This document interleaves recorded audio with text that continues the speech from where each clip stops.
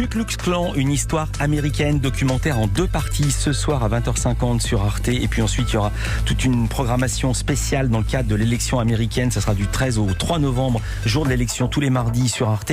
On est avec Lucien Jean-Baptiste, comédien, il fait la voix off de ce documentaire, et son réalisateur, David Corn-Broza. Est-ce qu'à l'époque, il y a eu un mouvement qui s'est opposé au Ku Klux Klan, ou est-ce que ce mouvement était en roue libre ?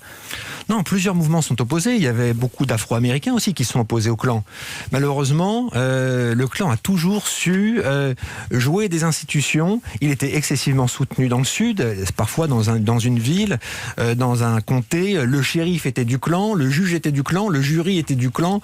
Et donc la justice, la vraie justice ne passait pas. Et c'était une justice blanche, ségrégationniste qui passait. Et donc le clan avait pignon sur rue. Peut-être que le paroxysme, c'était en 1868, à l'approche de la présidentielle, des tribunaux, des églises, des bureaux de vote sont incendiés. Plus de 1000 meurtres sont commis en 4 semaines. Rien que ce chiffre, 1000 meurtres en 4 semaines. Extrait. La priorité du premier clan a été la neutralisation politique, ce qu'on pourrait appeler le politicide des Afro-Américains du Sud. Il a ciblé en particulier les Afro-Américains qui votaient. Et encore plus, ceux qui étaient dans la fonction publique. Souvent, le clan n'est même pas allé voir les Afro-Américains fonctionnaires pour leur dire « Si vous ne démissionnez pas, on reviendra ». Il les a directement assassinés. Parce qu'il avait compris que ces gens étaient déjà considérés comme des leaders dans leur communauté. Le clan savait que les autres Afro-Américains les voyaient comme des exemples à suivre pour faire valoir leurs droits civiques dans la société américaine. Il fallait donc les éliminer. David Broza, avant qu'on parle d'actu, on va parler d'argent. Vous expliquez aussi dans le documentaire que le clan, c'est aussi un business. Ça coûtait combien d'adhérer ? Ça rapportait quoi ? Alors en fait, ils ont construit une sorte de pyramide pour pouvoir recruter très largement aux États-Unis. Et donc si par exemple je vous recrutais au Ku Klux Klan, je pouvais garder 40% de vos frais d'admission. À l'époque, c'était une dizaine de dollars, mais ça correspond à environ 120 dollars aujourd'hui. Donc en fait, le clan s'est vite enrichi parce que tout le monde voulait récupérer sa mise. Au fur et à mesure de rentrer dans le clan, ils voulaient récupérer les mises.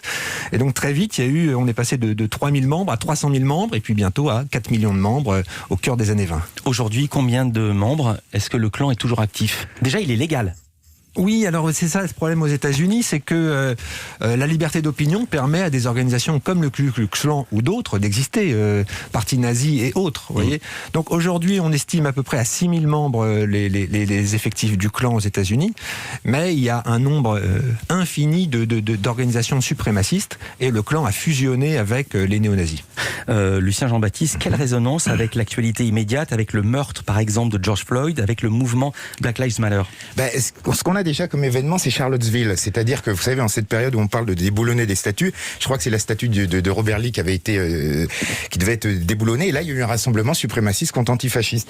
Et là, d'un seul coup, on a vu 2 fronts s'opposer avec, effectivement, des drapeaux, des choses liées au Ku Klux Klan. Et surtout, ce qu'on a vu, c'est qu'un gamin de 20 ans, nazi, néo-nazi, a fendu la foule et s'est sauvé. Et ça, je veux dire, en 2020, ça a l'air complètement incroyable, mais ça existe encore aujourd'hui et c'est contre ça qu'il faut continuer à lutter, informer, parce que il continue, tous ces genres de mouvements extrémistes continuent de trouver des adhérents avec des techniques marketing très au point, et c'est contre ça qu'il faut continuer de lutter et d'informer les gens grâce à ce type de documentaire. Il y a eu un avant et un après dans la politique américaine. Il y a eu l'élection d'Obama, un président noir à la Maison-Blanche. Qu'est-ce que ça a changé pour le clan? Est-ce que ça a apaisé les tensions ou au contraire ça a cristallisé les haines? J'aurais tellement aimé vous dire formidable, il y a eu Barack et puis tout a été réglé. Malheureusement non.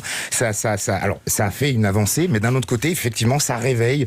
Non, ça a réveillé la bête immonde, bien sûr, puisqu'il y a énormément de groupes suprémacistes qui ont dit il faut se sortir de la Maison Blanche, il est illégitime, et ils ont fait bien sûr plein de fausses informations, fake news sur lui. Où est-il né? Est-il musulman, etc. Enfin, vous vous souvenez de cette campagne affreuse, et Trump en a profité, c'était le contre-coup. Et puis il y a aussi toutes ces manifestations qui ont lieu aux États-Unis venaient de la police américaine. Je précise qu'il n'est pas une police américaine, c'est une police d'État, c'est pas dirigé par les mêmes personnes, mais quand même on a l'impression qu'il y a une sorte malheureusement d'unité. Est-ce qu'il y a un racisme systémique dans la police américaine et un racisme systémique venant des idées infusées par le clan? Alors, dans la police, je pourrais pas dire ça comme ça, brûle pour point, à 9h35. En revanche, les États-Unis, c'est un pays qui s'est construit sur le racisme. On est bien d'accord. Je veux dire, de la traite négrière à tout ce qui s'est passé dans son histoire, on l'a vu. Ils ont déjà commencé par exterminer les peaux rouges. C'est un système qui existe aux États-Unis, le racisme. Mais là, comme en Afrique du Sud, il y a eu l'apartheid, donc on est sur des cendres très très chaudes. Ouais, pendant 150 ans, enfin pendant un certain nombre d'années, en tout cas, ils ont refusé que les Afro-Américains s'élèvent dans la société. Vous avez entendu l'extrait, c'était un politicide, c'est-à-dire le premier clan assassinait des Afro-Américains qui montaient dans la société, qui pouvaient être maires, qui pouvaient être députés, qui pouvaient être sénateurs, pour justement qu'il n'y ait pas d'exemple pour la communauté afro-américaine et cela a continué même après la fin de la ségrégation dans les années 60. J'ai posé la question à Lucien Jean-Baptiste, mais j'ai pas posé la question miroir à vous, David Cornbrosa. Pourquoi ce choix de Lucien Jean-Baptiste pour faire la voix off de votre documentaire? Je suis pas cher. Un peu d'humour. Excessivement cher. Non mais Lucien, moi d'abord, j'adore son travail en tant qu'auteur-réalisateur, donc et interprète. Et j'avais déjà travaillé avec lui sur Décolonisation du sang et des larmes, qui est passé la semaine dernière.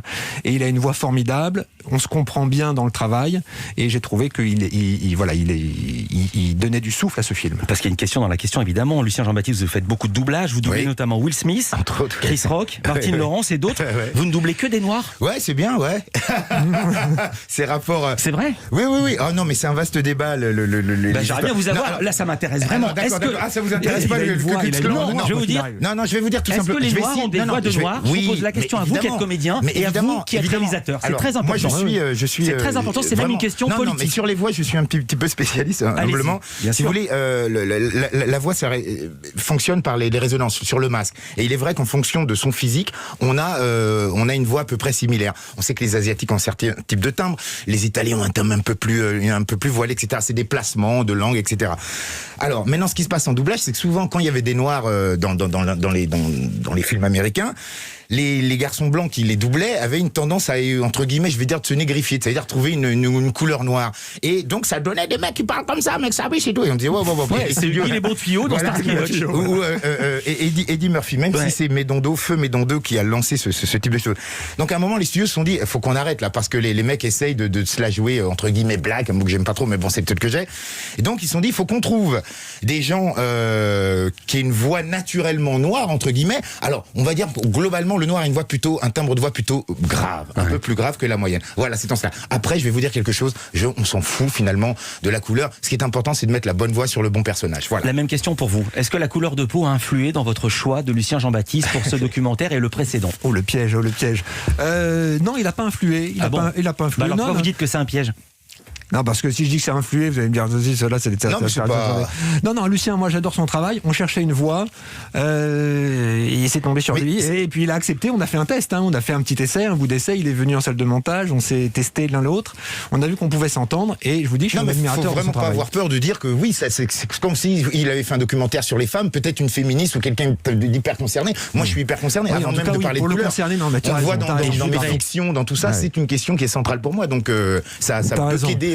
Il est concerné, je voudrais donner le maximum. Et je ne voudrais surtout pas que ces deux dernières questions obèrent la qualité de ce documentaire. Ça s'appelle Ku Klux Klan, une histoire américaine.